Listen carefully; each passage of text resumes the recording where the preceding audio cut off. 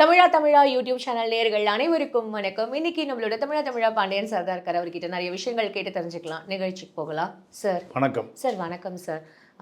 இப்போ நம்ம டெய்லியும் ஒரு விஷயங்கள் நடந்துட்டு தான் இருக்குது. ஆனால் நம்ம ரீசெண்டாக ஒரு விஷயம் பேசணும். இந்த மாதிரி சீக்கிரம் துணை முதலமைச்சர் ஆகிடுவார் உதயநிதி அவர்கள். அதுக்கு ஏன்னா எல்லா கூடுதல் பொறுப்பும் இவர்கிட்ட அசைன் பண்ணிட்டு போகிறாரு. ஏன்னா முதலமைச்சர் உடம்பு சரியால அப்படின்ற மாதிரி நீங்கள் நிறைய விஷயங்கள் நம்ம சொல்லியிருக்கோம். ஆனால் இந்த விஷயம் போஸ்ட்பாண்ட் ஆகிட்டே இருக்கே சார், தள்ளி போட்டுக்கிட்டே இருக்கே சார். இல்லை, அது என்ன காரணம்னா, இப்போ அவருடைய அமெரிக்கா பயணம், அவர் ஃபுல் பாடி செக்கப் அமெரிக்கா போகிறாரு.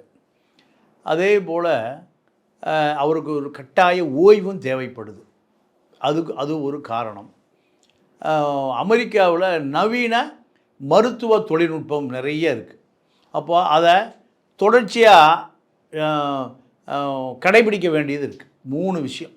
சரி. ஏன்னா அவர் 100 ஆண்டு காலம் வாழணும். அவங்க தந்தையை போல் 95 ஆண்டு காலம் வாழ்ந்து, தந்தை பெரியாருக்கும் கருணாநிதிக்கும் ஏறக்குறைய ஒரு 45-50 நாள் தான் வித்தியாசம். இவர் அந்த 50 நாளை நிறைவு செய்திருந்தால் பெரியார் வாழ்ந்த காலம் வரை வாழ்ந்திருப்பார் கருணாநிதி. அது மக்களுக்கு நன்மையோ தீமையோ அதுக்குள்ளே போக விரும்பலை. இப்போ அதே போல் இவரும் 100 ஆண்டு காலம் தந்தையார் வாழ்ந்த காலம் வரைக்கும் வாழணும். தமிழா சார்பாக வாழ்த்துக்கிறோம். சரியா?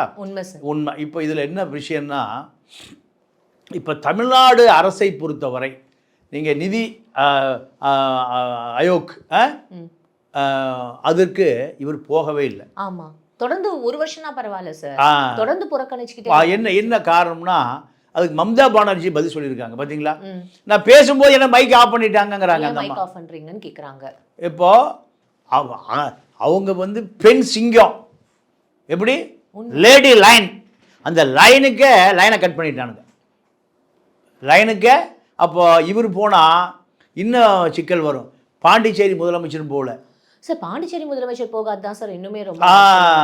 அப்போ இதுவும் ஏன் என்ன கேட்டிங்கன்னா, ரங்கசாமி என்னை ஆட்சியை கவுத்துட்டு பிஜேபி ஆட்சியை கொண்டு வர்றதுக்காக சதி பண்ணுறாங்கன்னு அவர் சொல்லிட்டு இருக்காரு. இங்கே என்ன நடக்குதுன்னா அதே பிரச்சனை தான். இன்னொரு விஷயம் உங்களுக்கு சொல்கிறேன். திமுகவை சேர்ந்த ஆதரவு இணையதளவாசி ஒருத்தர், யூடியூப் சேனல் நடத்திட்டு இருந்த ஒருத்தர், அவர் இப்போ புதுசாக டி நகரில் ஆஃபீஸ் போட்டு ஏசி ஈசியெல்லாம் போட்டு சிஸ்டம்லாம் வாங்கி ஒரு பல கோடி ரூபாய்க்கு மேலே இன்ஃப்ராஸ்ட்ரக்சர் ஆரம்பித்து ஜெய்ஜன்னு இருக்கார். அவர் திமுகவினுடைய பினாமி. நல்லா கேட்டுங்க. அவருக்கு என்ன அசைன்மெண்ட்டுனா, சார் பிஜேபி பற்றி பேச மாட்டேன் சார். அதான் அசைன்மெண்ட் உனக்கு. திமுகவுக்கு அசைன்மெண்ட் என்ன? பிஜேபி அடிக்கிறதானே. எங்களுக்கு அதை செய்யக்கூடாதுட்டாங்க சார். சரி, என்ன சார் சொல்றீங்க? அது அதிர்ச்சியாக, பெரிய அதிர்ச்சி. நிறைய நான் சொல்கிறேம்மா, நிறைய அதாவது 2000 வோல்டேஜ் கரண்ட் ஷாக் கொடுத்து அப்படி இருக்கும். அதே மாதிரி அப்போ அவர் பிஜேபியெலாம் அடிக்க மாட்டாங்க அப்படின்ட்டாராம். அப்போது திமுகவுடைய மனநிலையை அவர் பிரதிபலிச்சிருக்கார். ஒன்றா. 2வது, இப்போ இவரை துணை முதலமைச்சர் ஆகிட்டு 1.5 மாதம் போயிட்டாருன்னா, ஆம்ஸ்ட்ராங் கொலை பெரிய பஞ்சாயத்தில் ஓடிட்டு. எடப்பாடி என்ன சொல்லியிருக்காரு? எங்கே பார்த்தாலும் கொலையாக இருக்கியா, கூலிக்கு கொலை பண்ணுறவன் பெருகிட்டான், சட்ட ஒழுங்கு எல்லாம் கெட்டு போச்சு. நேத்தி கூட 3 கொலை. நீங்கள் நகை கொள்ளையடிக்கிறதுக்கு வயதான மூதாட்டி கொண்டு விட்டானு. இப்படி எங்கே? அப்போ சட்டம் ஒழுங்கு, போலீஸு, நீதிமன்றம், சட்டம், இதை பற்றி யாரும் இந்த பயப்படுறதே இல்லை. கடுமையான தண்டனை கொடுக்கணும். அப்போது இப்படி இருக்குது. இன்னொரு விஷயம், இவர் இப்போ துணை முதலமைச்சர் ஆக்கிட்டா துரைமுருகன் ஒரு பக்கம், அவர் எப்பவுமே அவங்க அப்பாவையே மதிக்க மாட்டார். கருணாநிதி காலத்திலேயே கூட்டணி கட்சியாப்பா உங்களுக்கெல்லாம் சீட்டில் தரமாட்டார் அவர். நீங்கள் ஏன் பொழப்புக்கிட்டு 1.5 மாதம் அலையிறீங்க? 1.5 மாதம் கழிச்சு என்ன நடக்கும்? உங்களை வெளியே அனுப்பிச்சிடுவார். இதயத்தில் இடம் இருக்குது, ஆனால் உங்களுக்கு இடம் இல்லைன்றவார். அதனால் கிளம்பிருங்கப்பான்னு யார் சொல்லுவா? முதல்ல அட்வான்ஸாக சொல்லிடுவார். இப்படி பல கட்சிகளை பற்றி விட்டுருவார். இப்போ அவர் நம்பி விட்டுட்டு போக முடியுமா? உதயநிதியை எல்லா போர்ட்போலியோவும் உதயநிதிட்டு கொடுத்து, முதலமைச்சர் போர்ட்போலியோ பூரா கொடுத்து, இவரை துணை முதலமைச்சர் ஆக்கி துரைமுருகன் விட்டுட்டு போனால் துரைமுருகன் என்ன பண்ணுவதுன்னு தெரியாது. ஒன்று. அடுத்து நேரு இப்போ பெரிய விஷயம் புகஞ்சிட்ருக்கு. என்னென்னா, அண்ணாமலைக்கு வசூல் பண்ணி கொடுத்துருக்காரு. அனிதா ராதாகிருஷ்ணன்கிட்ட, சக்கரபாணிக்கிட்ட, அதே போல் மூர்த்தி இதில் பதிவுத்துறை 6 அமைச்சர்கிட்ட வசூல் பண்ணி அண்ணாமலைக்கு தேர்தலுக்கு முன்பு, இப்போ இல்லை தேர்தலுக்கு கொடுத்துருக்காருங்கிற ஒரு செய்தி ஓடி, இதெல்லாம் ஆடியோவை எடுத்து உளவுத்துறை போட்டு, அதே போல் நம்ம திருச்சி சூர்யா அவர் இணையதளத்தில் போட்டு அது வயரில் ஓடிட்டுருக்கு. இப்போ முதலமைச்சர் காரில் நேருவை ஏற்றுறதே இல்லை. பின்னாடி வாயா போயா, நீ துரோகிகளுக்கு பூரா வசூல் பண்ணி கொடுத்துருக்க, துரோகிகளுக்கு பூரா. சவுக்கு சங்கர் டேப் கூட அதேதான் சவுக்கு சங்கரும் நேரு ரொம்ப காலம் பேசிட்டு இருந்திருக்காங்க. ஏன்னா சவுக்கு சங்கர் பாஸ் யாரு? Press club Anbazhagan. யார்கிட்ட வேலை பார்த்தாலும் நேருகிட்ட வேலை பார்த்தாரு. 87 89 அவர் போக்குவரத்துறை அமைச்சராக இருக்கும்போது அங்கே ஓஏ தான் பிரஸ் கிளப் அன்பழகன். காமராஜ் கூட்டு வந்து நக்கீரனுக்கு சேர்த்துறாரு. நக்கீரனுக்கு சேர்த்த பிறகு பிரஸ் கிளப்பில் செட்டில் ஆகிட்டார். நக்கீரன் வந்து விரட்டி விட்டாங்க. செட்டில் ஆன பிறகு அக்கிஸ்டில் கூட இடமா போச்சு பிரஸ் கிளப். இப்போ தான் அது சரியாக வந்துட்டுருக்கு. அப்போது அன்பழகன் அங்கே, சவுக்கு அங்கே, கிஷோர் சாமி அங்கே, 3 பேர் குண்டாசு. பத்திரிகையாளர் அலுவலகத்திலிருந்து குண்டாசில் போன ஒரே இடம் தமிழ்நாடு பிரஸ் கிளப் தான். அப்போது இவ்வளவு சிக்கலுக்கு மத்தியில் துணை முதலமைச்சர் ஆக்குனா நேரு ஒரு லாபி பண்ணுவார். இதுக்கு நடுவில் அக்கா கனிமொழி இருக்காங்க.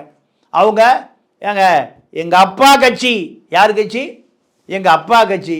எங்கள் அண்ணன் முதலமைச்சர்னா அடுத்து நான் தானே வரணும். இப்போ இந்த லாஜிக் படி பார்த்தா அது கரெக்டாக தானே சார் இருக்கு. நீங்களே தங்கன்ற ஏமா இப்போ நீங்களே பதவி பிரமாணம் பண்ணி வச்சுருவீங்க போல் இருக்கு. ஏங்க நாங்கள் செக்ரட்டரியில் இருந்த முதலமைச்சர் நாற்காலியே கோபாலவரம் கொண்டு வந்து ரொம்ப நாளாகி போச்சு. அப்பா மகன் அடுத்து பேரன் இப்படி தான் நாங்கள் கொண்டு வருமே தவிர இது ஆலிவர் ரோட்டுக்கெல்லாம் அனுப்ப மாட்டோம். ஆலிவர் ரோட்டுக்கெல்லாம் இங்கே தான் வந்துடுறேன் எல்லாரும். நான் இப்போ இந்த மாதிரி பேசினா உடனே நான் பதவி பிரமாணம் பண்ணி வைக்கணும் அந்த மாதிரி. நீங்கள் எதுக்கு பண்ணுவீங்களா? இல்லைம்மா, நீங்கள் எனக்கு கனிமொழிக்கு ஆதரவாக இருக்கீங்க. பெண்ணியமா அதுல சார் போன வீடியோல நீங்க என்ன சொன்னீங்க, நான் வந்து அண்ணாமலை அவங்களுக்கு வந்து நீங்க அவங்களுக்கு வந்து டெய்லி பேசிட்டு இருக்கீங்க, அவங்களுக்கு குரல் கொடுக்குறீங்க. இப்போ நான் வந்து இந்த மாதிரி பேசினோடனே நான் வந்து இந்த கனிமொழி அவங்களுக்கு ஆதரவு பெண்ணியம் அப்படின்றீங்க. நெக்ஸ்ட் நான் ஜோ பைடன் பத்தி பேசினா என்னமா நீ ஜோ பைடன் உங்களுக்கு இங்க உளவாளியா இருக்கியா அப்படின்னு பேசுவீங்க போல இருக்கு. இல்லம்மா, பாதி ஊடகவியலாளர்கள் உண்மையாகவே என்ன பண்ணிட்டு இருக்காங்கன்னா அரசியல் தரகராக மாறிட்டான். நீங்கள் என்ன பண்ணார்? ஜெயலலிதா ஜெயிக்க வைக்கணும், கருணாநிதியை தோக்கடிக்கணும். விஜயகாந்தை கொண்டு வந்து ஜெயலலிதா சேர்த்தது யார்? துக்ளக் தானே. அவருக்கு அதான் வேலை. ஊழல்வாதிகள் பின்னாடி போகிறதா வேலை. ஒரு ஊடகவியலாளனுடைய வேலை ஊழல்வாதிகள் பின்னாடி போகிறதா. ஊழல்வாதி எக்ஸ்போஸ் பண்ணணும். அப்போ தான் இந்த கூட்டணி இங்கே சேர்த்துவார், இந்த கூட்டணி அங்கே சேர்த்துவார், அந்த கூட்டணி இங்கே உடைப்பார். இதுதான். அப்போது அதுபோல் நீங்கள் இல்லை, நீங்கள் ஒரு நாணயமான பத்திரிகையாளர். அதனால் இவ்வளோ விஷயங்கள் இருக்குது துணை முதலமைச்சருக்கு தொல்லை. அது வந்து மலர் கிரீடமாக வச்சுட்டு போயிடலாம். அது என்ன கிரீடம்? முள் கிரீடம். அது கம்பி முள் கிரீடம். அதனால தான் கொஞ்சம் வெயிட் பண்ணுப்பா, இப்போ நான் போயிட்டு வந்துடுறேன். ஏன்னா 1.5 மாதம் நான் நிம்மதியாக இருக்க முடியாது. இங்கே இருக்கும்போது சொல்லுவார், ஏப்பா தூங்கி எழுந்திரிச்சா சொல்ல வந்தேன் எழுந்திரிச்சா எந்த பக்கம் என்ன பிரச்சனை பண்ணி வைப்பாங்கன்னே தெரியாதுன்னு சொல்ற அவரு. இந்த மாதிரி ஒரு 1.5 மாசம் அங்க போயிருந்தாருன்னா அவருக்கு அங்க போறதுக்கும் இங்க இருக்க வித்தியாசமே இல்லாம. அப்போ அதனாலதான் கொஞ்சம் வெயிட் பண்ணுங்க. இப்போ அண்ணாமலை இப்போ பிஜேபியில் பீஸ் கலந்து போச்சு. அண்ணாமலை இப்போ யாரையும் மிரட்ட முடியாது. திமுகவை எடப்பாடியே மிரட்ட முடியாது. அண்ணாமலை கதை கந்தலாகி நைனா நாகேந்திரன் ரெடியாக இருக்கார். அவர் மொத்தமாக பிஜேபியை கொண்டு போய் அடமானம் வச்சுருவார். எங்கள் திமுகவில் ஆளுங்கட்சி எங்கே இருக்கோ அங்கே தான் இருப்பார் அவர். அதனால் அவருக்கு அது அப்படி இருக்குது. மோடி இப்போ நேரடியாக அண்ணாமலை மோடிகிட்ட சொல்லி ரெய்டுகளெல்லாம் விட முடியாது. ஏன்னா மோடிக்கு ரெய்டு 2 பேர் விட்டுட்ருக்காங்க. ஒருத்தர் பல்டிகுமார் நிதிஷ்குமார், இந்த பக்கம் சந்திரபாபு நாயுடு. பீகார் வந்து ஜிஎஸ்டி வரி 1100 கோடி ரூபா தான் இந்த வருஷம் கட்டியிருக்கு.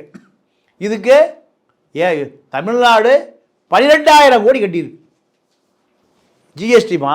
எங்கள் மத்திய தொகுப்புக்கு 1100 கோடி எங்கே, 12,000 கோடி எங்கே? 12,000 கோடி கொடுத்த தமிழ்நாட்டுக்கு தமிழ்நாடு பேரை கூட சொல்லலை. நம்ம மயிலாப்பூர் மாமி ஒரு தமிழச்சி. என்ன உங்களுக்கு ஒரு பைசா கிடையாதுயா? ஓட்டு போட்டீங்களா? எங்களுக்கு ஒரு ஓட்டு போடலை, ஒரு பைசா கிடையாது. நாங்கள் எங்கள் நிதிஷ்குமாருக்கு 20,000 கோடி ரூபா விமான கட்டுமானம், ரயில்வே கட்டுமானம், பால கட்டுமானம், இப்படி அள்ளி எங்கே கொடுக்குறாங்க? பீகாருக்கு. அடுத்து பீகாரில் நிதிஷை தூக்கிட்டு பிஜேபி வருகிற நம்பிக்கையில் கொடுக்குறாங்க. ஆந்திராவுக்கு தூக்கி கொடுக்குறாங்க. இங்கே தமிழ்நாடுங்கிற பேர் கூட இல்லை. இவர் போயிருந்தா மம்தாவுக்காவது நடுவில் மைக் ஆஃப் பண்ணாங்க. இவர் போயிருந்தாங்கன்னா மொத்தத்தில் போயிட பிடிங்கி விட்டுருப்பாங்க. அப்போது இவ்வளவு பிரச்சனைகளுக்கு மத்தியில் இளைய நிலாவை துணை முதலமைச்சராக்குனா பெரிய எதிர்க்கட்சி விமர்சனம் பண்ணுவான். யார் சார் இளைய நிலா? இளைய நிலா இளைய நிலாவா? அதான் உதயநிதி நிலா. சினிமாவிலையும் நடிக்கிறாரு, அரசியல்லையும் நடிக்கிறாரு. அரசியல் நடிக்கலை, அரசியலில் இருக்கார். சரியா? ஏன்னா டக்கு நீங்கள் பிடிச்சிக்குவீங்க. அப்போது இவ்வளோ விஷயங்கள் இருக்கிற பொழுது உதயநிதியை துணை முதலமைச்சராக்குவது தள்ளி போகுது. ஆனால் துணை முதலமைச்சராவது தவிர்க்க முடியாது. ஏன்னா இவங்க அப்பா எப்போ துணை முதலமைச்சரானார்? அவங்க தாத்தா முதலமைச்சராக இருக்கும்போது. அதே போல் நேரம் காலம், அஷ்டமி, நவமி, பஞ்சமி சார் அவங்க அதெல்லாம் பார்க்க மாட்டாங்க. அல்லம்மா, அதெல்லாம் இப்போ பார்க்க ஆரம்பிச்சிட்டாங்க. ஏன்னா அவங்க அம்மா போகாத கோயிலே இல்லை. என் மகனை எப்படியாவது முதலமைச்சர் ஆயிரு, மாரியாத்தா, காளியாத்தா, எல்லா ஆத்தாளுக்கும் நீங்கள் அங்கே பிரதர்சனை பண்ணி எப்படியாவது என் மகனை முதலமைச்சர் ஆக்கிடணும். என்னுடைய கணவரை ஆக்கின அதே காளியாத்தா, மாரியாத்தா, என்னுடைய மகனை ஆக்கிடு. என்னோட மகன் அந்த நாற்காலியில் எப்போ உட்காருவாரோ அன்னைக்கு தான் நான் கும்பிட்டு அத்தனை சாமியும் நான் தேங்காய் உடைப்பேன், எல்லாருக்கும் பூஜை பண்ணுவேன். இல்லைன்னா சாமியை பூரா நான் விட மாட்டேன். இப்படி அந்த அம்மா அந்த அம்மா பேரை துர்கா. துர்கானா அந்த சாமி எவ்வளோ பெரிய சாமி தெரியுமா? அப்போ இவ்வளோ விஷயங்கள் இருக்குது. அதனால தான் துணை முதலமைச்சர் ஆவது காலம் தாழ்த்துவதற்கு இது ஒரு காரணம். கண்டிப்பாக தமிழ்நாடு அரசு நிர்வாகங்கள் சரி செய்யப்படும். ஏறக்குறைய 65 IAS அதிகாரிகள் மாற்றம், முழுக்க IPS அதிகாரிகள் மாற்றம், முதலமைச்சர் அலுவலகத்தில் பல மாற்றங்கள், அருண் கமிஷனாக வந்திருக்காரு. இப்படி பல மாற்றங்கள் நடந்து இதெல்லாம் அமெரிக்கா போய்விட்டு திரும்பிய பிறகு கண்டிப்பாக இப்போவே அமைச்சரவை மாற்றம், நாடாளுமன்ற தேர்தலில் வேலை செய்யாதவர்கள் அமைச்சரெலாம் தூக்கிடுவேன், மாவட்ட செயலாளர் தூக்கிடுவேன், இப்படியெல்லாம் வந்துட்டு. இதுக்கு நடுவில் காங்கிரஸுக்காரங்க இப்போ என்ன சொல்கிறாங்கன்னா, எங்கனாலதான் நீ ஜெயிச்சிங்க 40 சீட்டு, தனித்து நின்று போராடுவோம், தனித்து நிற்க போகிறாங்க. கார்த்திக் சிதம்பரம் சொல்கிறாரு, எங்களுக்கு சுயமரியாதை இருக்குது, நீங்கள் கொடுக்குற சீட்லாம் வாங்க முடியாது. செல்வ பெருந்தகையும் அதான் சார் சொல்கிறாரு. அப்போது திமுகவுக்கு எத்தனை ஈட்டி பாருங்க.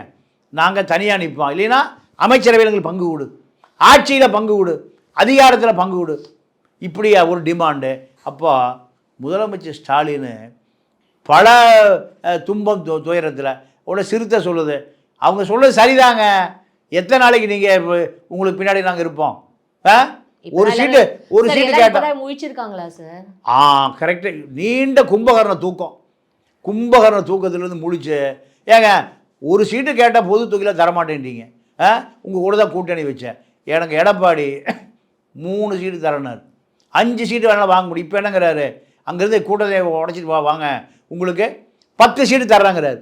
திமுக 6 தான் கொடுத்து இப்போ 4 ஜெயிச்சிருக்கு, 10 ரெடி, சீட்டும் சரி, நோட்டும் சரி, 10 வாங்கன்னு. கம்யூனிஸ்ட் கட்சிக்காரங்க, ஏங்க இந்த கூட்டணி சரி வராதுங்க, நம்ம இதுக்கு வேறு கூட்டணியை. கம்யூனிஸ்ட் எப்பவுமே என்ன பண்ணுவாங்க, எங்கடா இன்னும் 2 சீட்டு கிடைக்கும், அறிவாளி வாசலில் துண்டை போட்டு வச்சுக்கிறது. உலக தொழிலாளர்களை ஒன்று கூடுங்கள், பெரிய புரட்சி பண்ண வேண்டிய கம்யூனிஸ்டுகள் எவ்வளோ பெரிய சித்தாந்தம், மார்க்ஸு, ஏங்கல்ஸு, லெனினு, ஸ்டாலின் எவ்வளோ பெரிய தியாகம். நேரு வருவதற்கு முன்பு ஆங்கிலேய சொல்கிறான், கம்யூனிஸ்டில் சொல்கிறான், நேரு வந்தவரும் சொல்கிறான். இவ்வளோ பெரிய தியாகம் செய்த சங்கரையா எங்கே, ஐயா நல்லகண்ணு எங்கே, ஜீவா எங்கே? இப்போ என்னடானா 2 சீட்டு, அதெல்லாம் அவ்வளோதான் கொடுப்போம், 4 சீட்டு இதாயா தமிழ்நாட்டில் முதல்ல இந்தியாவிலேயே தமிழ்நாடு, கேரளா, கர்நாடகா, ஆந்திரா, பாதி ஒரிசா கம்யூனிஸ்ட் ஜெயிச்ச மாநிலம் அது. ஆனால் இங்கே கம்யூனிஸ்ட் என்ன ஆகி போச்சு, அறிவாலயம் அடிவாரத்தில் நின்று ஒரு சீட்டை தான் பாட்டு ஆட்டோக்காரர் சொல்லுவாள், மீட்டருக்கு மேலே போட்டு கொடுணும். அப்போது இதெல்லாம் பெரிய சோகம் தமிழ்நாட்டில். இப்போ ராமதாஸ் வேறு சொல்லிட்டார், இப்போ அகிலமே கிடுகிடுக்கும் போராட்டத்தை அறிவிக்க போகிறேன், எங்களுக்கு 10.5 கொடுக்கல விட்ட மாட்டேன் திமுகவை. அவர் வேற சிங்கம் இப்போ கரிச்சிக்குது, சிங்கம் வயசாகி போச்சியா, பழைய வேகம் இல்லை. சிங்கம் சின்ன சிங்கம் என்ன பண்ணுது, அது மோடியோடு சேர்ந்துக்குச்சு. இப்படி திமுகவுக்கு பல போராட்டங்களை நெருங்கிட்டு வர சூழ்நிலையில் தான் துணை முதலமைச்சர் பதவி தாமதமாகிறது. அதனால் கண்டிப்பாக துணை முதலமைச்சர் ஆவார், முதலமைச்சரை போல் அவரும் ஒரு நிர்வாகம் செய்வார் என்று எதிர்பார்ப்போம். ஆனால் அது நல்ல நிர்வாகமாக இருக்கணும், நியாயமான நிர்வாகமாக இருக்கணும், மக்களுக்கான நிர்வாகமாக இருக்கணும். யார் முதலமைச்சராக வருவதில் மக்கள் யாருக்கு ஓட்டு போடுறாங்களோ யார் வேண்டுமானாலும் வரலாம். இதுதான் ஜனநாயகம். என்ன சொன்னீங்க? நான் வந்து அண்ணாமலை உங்களுக்கு, அப்புறம் வந்து இப்போ கனிமொழி உங்களுக்கு, நீங்கள் வந்து இப்போ யாருக்கு சப்போர்ட் பண்ணுறீங்கன்றது மக்களுக்கு தெரிஞ்சிருக்கும். இவ்வளோ நேரம் எங்களுக்கு டைம் கொடுத்து எக்ஸ்பிளைன் பண்ணதுக்கு ரொம்ப நன்றி. வணக்கம்.